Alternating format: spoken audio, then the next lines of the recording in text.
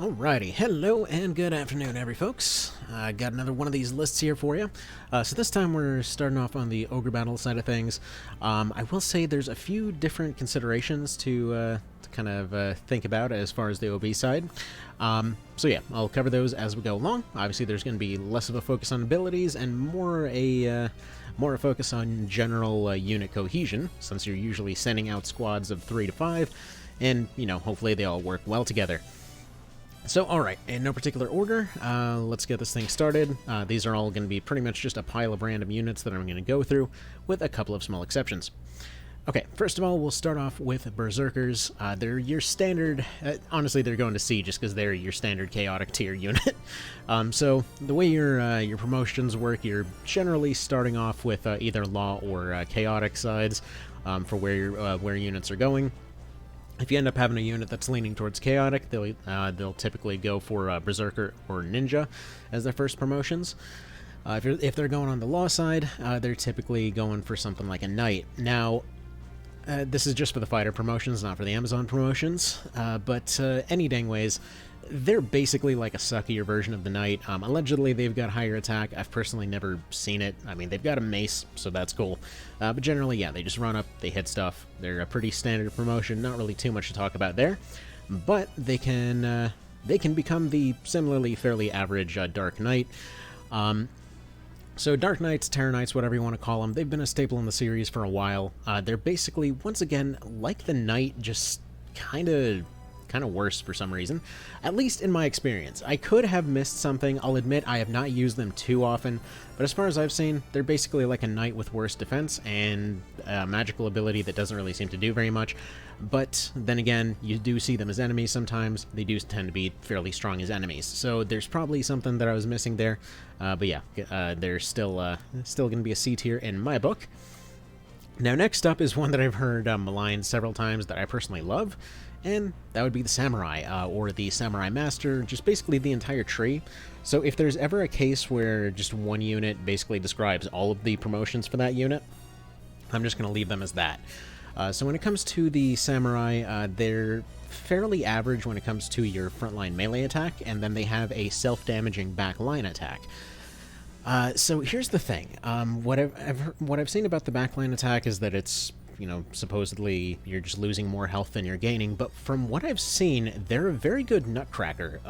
Like, I think it's something along the lines of, like, it ignores defense, or something along those lines, or it scales up based on the size of the unit. But they seem to be capable of dealing like 50 to 100 plus, depending on what they're fighting, and especially early on, when it comes to heavy units, they seem to be more than capable of handling them. So, especially for stuff like town defenses and whatever else, if you're worried about them getting pushed back, these guys are great for that. Speaking of units that can't seem to ever get pushed back, we've got our first S tier, and that is going to be Ghosts. You can get them fairly easily. You can get a lot of them. They do fairly decent damage, and, well, pretty much only healers or certain other units like angels can actually even harm them. So yeah, nigh immortal, pretty fantastic. They'll just immediately come back after the fight ends anyway, so pretty easy to deal with. You don't really have to worry about reviving them or anything. Absolutely fantastic unit. It doesn't even matter how much damage they do, because, hell, even if they die, they didn't get any points for that encounter, because they didn't do any damage to them. So, pretty awesome there. Alright, next up we got a D tier. That'd be the Witch. Now, this one can vary. Again, it's one of those units that I personally just love using every time, because they're just a fun, you know, joke unit. Actually, no, I take that back. I'm thinking of 64. Yeah, no, they're a B. They're a B. They have a fairly unreliable, like, mass stun. Like, I'd say, while it does do stat checks for each of them, I think it's like 30%, give or take, chance to stun each unit in the party. So sometimes they'll do nothing and just die. Other times they'll go and disable the entire team. So for the sheer unreliability, we'll put them in B. Alright, next up, we got a very obvious E tier. Gonna be the Amazon. There's really no reason to use these guys throughout most of the game. There's only one time that you might willingly want to change somebody to an Amazon. Well, I guess technically two, depending on how you want to look at it. A, if you found a Dream Crown, congratulations, your Amazon just became the best unit in the game. Or B, you're a weirdo that likes to see the jiggle physics. I don't know why. for some reason the Amazon has jiggle physics. Just you'll never be able to unsee that one. You're welcome. All right, next up, speaking of that promotion, looks like we got Princess next, and yeah, if you find the Dream Crown, there's one in the game. It'll be randomly located somewhere. That's the funny thing about it. It's the best unit in the game. You don't know when you're going to get it or if you'll get it, but if you do, suddenly you have a unit that can double the actions of everybody in the team. Bear in mind, this does actually stack with, I think it's Emperor that gives you the double move. So you can potentially attack, like, well, depending on who's doing what, 10 times a round or something?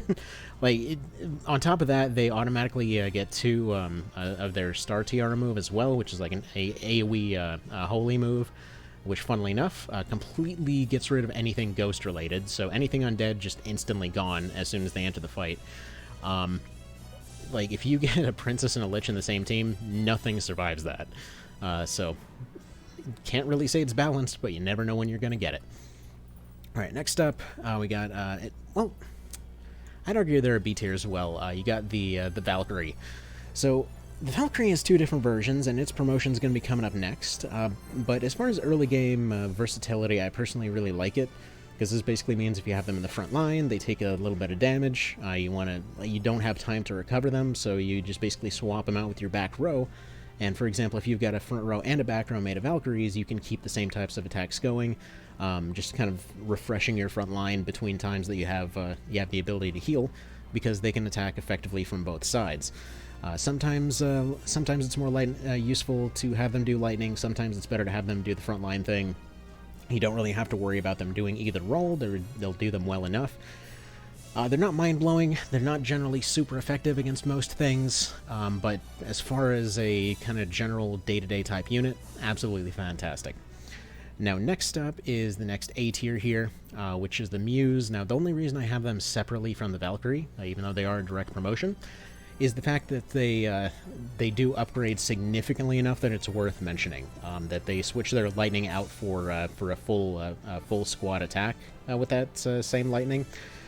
They get a complete upgrade across the board, so while they can still be fairly competent in the front line, you're better off just sticking them in the back line permanently at that point. So pretty good there. Personally, one of my favorites endgame units, but, they're not in the S tier. They're just fun to play with. Alright, next we got Clerics. Definitely an A tier there, even from the very start. We'll cover Priests and all that later. Actually, I guess... they get to be in C tier. They heal okay. They're not, completely out-healing all damage or anything. But they can exercise Undead, they can attack things, they can keep parties just in the fight for longer. They're definitely worth taking an attacker to go put them on there. They can only heal 1 unit at a time, but they're usually going to be enough to keep stuff going. And speaking of their promotion, A tier on the Monk that they upgrade to. There's a few different versions of healers, but the Monk is going to be their final version. And yeah, they get the full party heal and everything, so definitely want to keep one of them around towards the end. They can exercise multiple units, they can heal multiple units, just kind of move them around depending on what you need. They do the job, they're there to bring you your Jesus, and so there you go. Alright, next up we got the Dragoner. See, I'm going to put it as a D tier, and here's the thing. It's D for Dragoner, also because of the fact that they're kind of confusing. I personally, just because this little detail escaped me, I personally never got a Dragoner for probably my first 3 rounds through the game. Reason being is because I was constantly trying to raise a female unit to be a Dragon Tamer like they are for the rest of the series. Believe it or not, that person over there with the exposed chest and the long hair, that's a dude. It's presumably a programming glitch or something. It's that way in both versions, or I guess all 3 versions technically. So yeah, they did keep that around. I know Lap of the Gods, the main mod for this one, did end up fixing that little issue. But yeah, presumably it's a bug, but I have seen a few folks that mentioned that they could never figure out how to get one, aside from using a recruitment item for them. So potentially a bit of an issue. They give a morale boost to dragons, but honestly, they hit so dang hard they don't even need it, so I would kind of say they're a little bit redundant. They can be good, but I've never really found a reason to use one, personally anyway. Alright, next up, we got a C tier, imps and demons and their whole line here. They all pretty much do the same thing. I put them in C tier just because they are, while they are very weak, they can be very devastating with their sleep moves. So kind of like the Witch in that regard, actually. You know what? They're basically like a more defensive version of the Witch. Let's put them up here. So that'll be fine there. I mean, not really much more to say about that. They either hit stuff or they put stuff to sleep. So, solid win there. Next up, we got skeletons. Yeah, I guess they're also S tier. They're the same thing as the Ghost. Like, they're nigh immortal. It really takes a hell of a lot to be able to actually finish off a squad that has Undead in it. Which, I mean, like, they'll never bother. Like let's say there's friggin' like 20 dudes that are coming your way. If they don't have, if they have a healer, they won't necessarily know to actually go send it towards your undead units. So, unless they just happen to run into one, they won't die. So that's nice. Next we got the Pumpkinhead. I'm going to put that in A tier. They're not very defensively good. They're not very fast. They're not any of that. But they do, however, have a fixed damage move that will always do half of whatever it hits, which basically means that for very high defense enemies, they're amazing. Actually, come to think of it, why am I putting them in A tier? They belong in C tier. That move is very good, but they suck otherwise. There we go. Let's put it that way. Alright, next... what do we want to do next here? Yeah, we got Knights. Yeah, B tier. They're solid. They're dependable. I personally prefer Swordmaster, Samurai, all of them to Knights, but, you know, your mileage may vary, so take that with a grain of salt, as you will. Alright, then from there we've got Werewolves. Again, I feel like they're going B tier. They've got a lot of really good attacks on them. In fact, let's put them in A, because they're basically an upgraded version of the Knight, in my opinion. They suffer a little bit in defense. Actually, they're more of like an upgraded version of the Berserker, I suppose. They suffer a little bit in terms of defense, but you can only use them about half the time. Yeah, you know what, screw it. They go to C tier for that. I completely forgot about that. So yeah, you can only use them about half the time. The rest of the time, they just revert back to a regular fighter. But they do do a whole lot of damage during the time that they're actually available, so they kind of jump between A and C tier as far as that goes. Alright, next we got Ninjas. I view them as an A. I know that this will probably get a little bit of backlash, but yeah, so they get a ton of attacks. They're your first unit that get 3 attacks in the front row. Now, funny thing is, yeah, early on, this can potentially be very broken, because you can get ninjas very quickly. You can give them a bunch of attack boosting items, so suddenly they go from, like, let's say a fighter and they're doing like 10 per hit or something like that, to suddenly you boosted their attack and they're doing 20 and they're attacking 3 times a round and their evasion's really high, and they can also be a magic caster, and then you eventually level them up and they can be an AoE magic caster. I didn't put any separate things for Ninja Masters or anything, just because they function in the same role. Alright. Next we got all the Special Knights. They're just a direct upgrade to Knights. You get some special variants throughout the game. There's a few that they can fit this particular role. But yeah, I'm just going to put Lanza Sprite for that particular thing. We can just call them Paladins. Either way, they're all solid A tiers. They're not going to be functionally immortal or super broken or anything, but they're going to be dependable in the front line. You're not going to see them going down to a few planks. So yeah, anything in that kind of Paladin line goes right there. Next up, we got Birdmen. I'm going to put them in C tier. Even Canopus is fairly weak in March of the Black Queen. They're kind of like a male variant of the Valkyrie in some ways. They've got their fireballs, they've got their hit moves once they get to their second levels. They can, like, they're very good as a mobile strike force kind of thing, so if you need to get somewhere quickly, send a team with, like, a Hawkman and a few Knights or something, they'll just carry them on over. But in general, a full team of Hawkmen is generally kind of a waste, since you're automatically getting the movement type just from having one of them on your team. So yeah. Now, they're all well and good. I feel like they're kind of outclassed, and this is going to be a weird one. I feel like they're outclassed by fairies. Just basic fairies. Again, I know they seem near worthless. Personally, I prefer using fairies to Hawkmen here. They don't directly do damage, but they can buff, they can heal slightly. And the best part is, on top of everything else, they eventually turn into sylphs. So Sylphs also give you that same movement range, plus they've got a similar AoE move to the Princess, where they're basically just firing Jesus lasers everywhere. Sylphs are fantastic. So yeah, don't underestimate the little mosquito units. They can be pretty dang good. Alright, next up, in terms of kind of iffy units, we're going to go mermaids. You might remember the mermaid fight.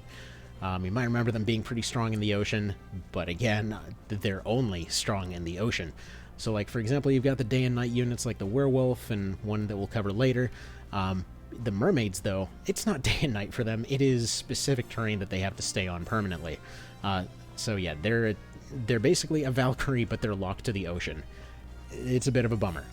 Slightly above that in E tier, you got the Nixie. Same thing. They're basically MUs, but they're locked to the water. You can get them earlier. They'll be very good on water. But yeah, you can't use them for a large chunk of the game. Unlike Knight of Lotus, everything doesn't just freeze over, so there's that. Slightly above them, I feel, in D tier, though, would be the Octopus.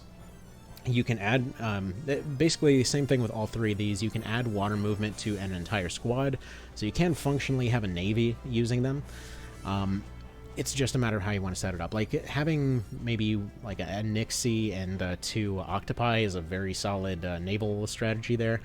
But again, they may end up getting out-leveled because they're on the water. They get a lot of extra attacks while they're in the water. So it might be potentially worthwhile to go down that route. Personally, I just prefer to do all those fights on land, but, you know, the option's there. I do still plan to finish up that mermaid run at some point. I've tested out a few different versions of that, so we'll see if it ends up being doable. Alright, next up on the weird demi-human kind of stuff, we've got the vampire. That's going to go underneath the werewolf here in D. Because unlike the werewolf, who can still do something during the day, the vampire can literally do nothing during the day. They've got a health steal move. I mean, supposedly it's pretty good. I'll be honest, most of the time I have not even had the chance to use this guy very much. Because, yeah, he just sits there in his coffin most of the time. So you do kind of just get them randomly, so it's cool if you got it, but I wouldn't really go out of your way to get one if you really wonder about that. If you want to have your cool undead, though, once again, another undead unit just happens to be an S tier, and that would be the Lich. Funnily enough, despite being a skeleton, they do not count as undead, so being hit by holy stuff doesn't vaporize them. In fact, their defense is comical. So yeah, they can resist just about everything. They can completely blow away just about everything. Like, imagine a leaf blower around the fall. Now just replace all of those with various Ogre Battle units. That's basically how the Lich works. Combine the Lich and the Princess, nothing can survive that. In fact, when I was doing the fairy-only run, there happened to be a Lich because you had to have a human unit that actually led your squads. I thought the run was over because the strongest squad in the entire thing was led by a Lich, and I accidentally let him defect. So yeah, he kind of defected to the other side. I thought we were dead and had to fight him, but it turns out, yeah, they don't actually force you to fight them afterwards. Anywho, details. So, alright. So that all said, arguably the strongest offense in the game, arguably the best, second best offense, but definitely strongest support in the game right over there. Alright, next in terms of demi-human type of stuff, we've got angels. Solid C tier on that. They do okay damage. They can exercise stuff. I mean, they can fly. They're alright. Nothing too mind-blowing, but then you get friggin' upgraded angels, and they fly all the way up to A. I think it was a Seraphim or Cerebim. I forget which one's the top one, but either way, A tier on that one. They've got a similar move to the Princess. They're just an AoE nuke. They're kind of like the Sylph here. Very, very, very strong. So yeah, AoE holy moves, pretty busted in large chunks of the game. Next up, we got Dollmasters. I'm not going to say C tier. They're your first big AoE caster, but they're fairly weak. If you combine them with a few other things, they can be pretty alright. I like having them just because I always like having the Warlock on the team as just kind of a token unit. So that's fun. Now, actually speaking of basic mages, we got basic mage guy over here in D. Actually, you know what? Screw it. You know what? We should do it like this, because Warlocks are locked to a single element. Not a lot of stuff is weak to Earth. They only have their acid move. So yeah, most stuff will resist their magic casts or take neutral damage from it. Wizards, on the other hand, are unique in that they've got a, or not unique really, but any caster in the game will always try to use the strongest spell that they have available, which wizards have a pretty wide selection of them, so they'll always try to use something that somebody is weak against, which is why they always seem to be casting something at random. But yeah, no, they have a selection of different elements. They're pretty versatile. You can use them for a good chunk of the game. And then eventually, they upgrade to sorcerers, or mages and then sorcerers. It's unclear. Either way, upgraded mages, which actually the upgrade path is basically you got a wizard, you got your mage or sorcerer guy, and then once if you've got good charisma but low alignment, as well as a Ring of the Dead, then you can go ahead and become this guy. It's a bit of a thing to get to the Lich. Like, it's not as super busted as the Princess, where you just find one. You do have to find 2 separate items, as well as have somebody that's been promoting down that tier. But yeah, the Lich is good enough that it still stays in A tier, despite being a little bit harder to get. But yeah. Okay, next up we got another E tier here, just basic fighters. They hit stuff twice, then they die. It's basic soldier guys. What are you gonna do? Next we got Beastmasters. They're going to be in D tier. They boost beast units. They suck themselves. Gilbert is going to be your main one that you usually want to be using for this kind of stuff. Like, generally beast units don't need that morale bonus, so you don't always really want to use them. In some cases you're better off just giving them a healer or giving them some other type of support unit. The Beastmaster is just if you're going full offense in most cases.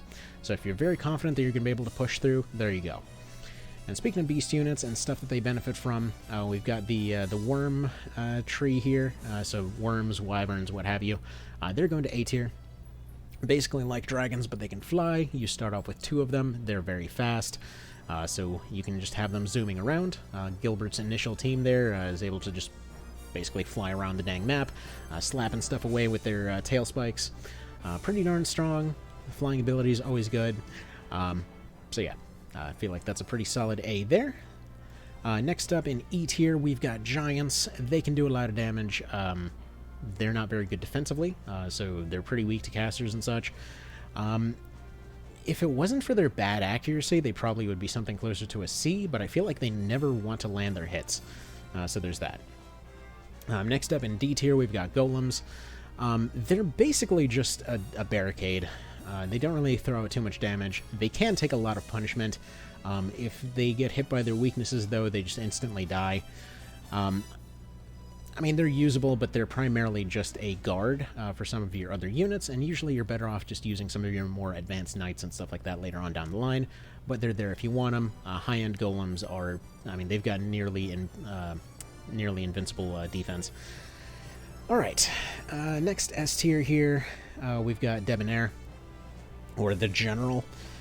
So reason for this is because he actually comes in pretty overpowered when you end up getting him. Actually, speedruns rely on using him just because he, like, even though his accuracy is pretty terrible, he's very good for sniping units. So if you use the right stuff on him, he can just basically run around one-shotting stuff. But again, that's only like 80% of the time, so 20% of the time he'll just do absolutely nothing. Also, the way that they're dancing around is hilarious. Also, as per usual, Debonair just gets a +1 anytime they show up on any list because they're friggin' magnificent. Anywho, next up we got Fogel the Lizard Man, or the Dragoons in general. They're going to show up in A. Basically same thing as the upgraded Knights. They're good in your front line. They're pretty cool to have around. They've got some unique looks to them. You got to go through some extra steps to get them. But yeah, it's they're just fun to have around. Next we got Dragons. Gonna put that in D for the basic ones, because you gotta go through some processes to get them. You basically gotta get a baby dragon, raise it up to a normal dragon. Actually, wait, is the baby dragon mechanic in OB64? I think it's in OB64. No, you start off with your normal dragon, so they go under D for dragon. They don't really give you any additional movement types or anything. They're basically similar to the golem, in which they're bulky, but not much else. They can put out some okay damage, but it's the upgraded dragons that can move their way up to B tier, because they start getting their upgraded breath moves. You actually start seeing more overall threat out of them. As far as I recall, none of them give you flying type, though, so that's still going to stay in B tier and not move its way up to A. Speaking of stuff that'll give you flying type, though, we got Griffins. So Personally, my favorite version of this is the PS1 version. So Griffins will remain in A tier. You get 2 of them at the very start of the game. I personally don't tend to always promote them. True, they lose out on stats, but the cockatrices got nerfed in the PS1 version. Whether or not you really want to feel that it's like to the point of making them useless is up to you, but yeah, the Griffins, you start off with 2 of them at the very start, you attach them to any team, they can fly now, it's fantastic. They have an AoE wind move, a decent number of things are seemingly weak to wind, so yeah, they're very good in terms of, like, if you keep their stats up, they're very good in terms of making sure the party doesn't get pushed back. Like, when it comes to AoE moves and how the game calculates stuff in general, like, the more AoE moves you have, the better odds are that you've basically scored enough points during that fight to be able to win the engagement on technicality. So even if they took a whole bunch of hits that, you know, they're about to go down or whatever else, you did still push the other squad back. So, personally, I feel like Griffins are great for that in the early game. The fact that they can fly around from the very start is fantastic. Just solid winners there. Now, here comes the cockatrice. So, if you're playing the SNES version, they're just a direct upgrade to your Griffins, and, well, they can basically do their petrify things, and they've got a very, very high chance of petrification. If you're playing the PS1 version, though, they're a C. You still get their flight bonus and everything else. Petrification, though, it's like a worse version of what the Witch can do. They will pretty much always have priority in a fight, meaning that they've got something along the lines of like a 25% chance to completely eliminate one enemy unit from that fight. Petrification just turns them into a rock, and that's it. They don't get to move. Most units can't resist it. So it's just, you know, a flat, low percent chance. It's about 25%. I've heard some people say as low as 10%. Personally, I feel like a quarter of the times when it works, but I haven't found any hard numbers on that. It's not necessarily reliable. Like, sometimes I'll use them, sometimes I won't. It's like whether you really want an RNG unit, more or less. But yeah, in the SNES version, definitely an S or an A tier, because they're going to be hitting with that fairly often. Alright, next up we got an enemy-only class, just going to be the Brawlers here. Yeah, we're going to put them under B for Brawlers, but no, they do a lot of damage. They don't really have a lot of defense. You see them once, they have some custom animations, they've got a custom look on the overworld. It's pretty cool, so that's where they go. Next we got Prince Agares, the original Terror Knight there, and yeah, he goes on A tier. Now, he goes on A tier because he can't possibly accomplish an S tier by himself. In order to be a, you know, legitimate threat like he is through the game, he requires about 50 copies of himself, and he can functionally become infinite until you finally kill him off. That's not exactly a very good game plan, but yeah, no, he tries to single-handedly become an army. It's kind of hilarious. He's relatively strong in his own, but the fact that you can keep going into his fight over and over, nuking all his units, and then just resetting the fight for a bunch of free experience is a little bit hilarious. Alright, next up we got Mr. Rashidi here. Dude's the last boss. Of course he's going to be an S tier. Who are we kidding? Then we got, what's his face? Liches, or whatever his name is. Basically, he's an upgraded knight. He also goes into A tier. He's functionally, okay, funnily enough, he is a good guy, but you can't ever recruit him. He's just stubbornly refusing to switch sides throughout the time that you're fighting him, so he gets to go hang out in A tier. Alright, this might seem weird. Actually, no, let's put you in B. So, Hellhounds are pretty darn good. They're your first 3 attack unit. You get them right at the very start of the game in a lot of cases. Warren actually comes with 2 of them. They're very strong, but they're not very durable. So if you haven't backed up properly, they can be a very strong squad, but don't expect them to last too long. So, happy little B there. Next you have your Opinion Leader, the Lord and Lady here. I don't know why they're called Opinion Leader, but whatever. But they're going to be the last unit on the list. I feel like they're a B. They can vary a bit based on your initial answers. They can sort of be like the Warlock unit, or the Dollmaster rather, where they've got this big AoE move that they throw out. We've got several different variants of that. Or you have a triple attacker in the front row. Typically, the triple attacker is what most folks tend to go for because the AoE tends to drop off over time. Either version's going to be reasonably threatening, but they're never gonna reach A or S tier in my opinion, which is good. It's always nice to see when your actual main character isn't super overpowered. They can be overpowered if you throw everything on them, but yeah, overall, on average, they're about a B tier. So, right, how do we do on this? Do you completely disagree? Do I get called an idiot again for this one? Let me know, and yeah, I'm sure I missed some. I guarantee I missed some, but curious to see what folks say, and have yourselves a good one. Take care.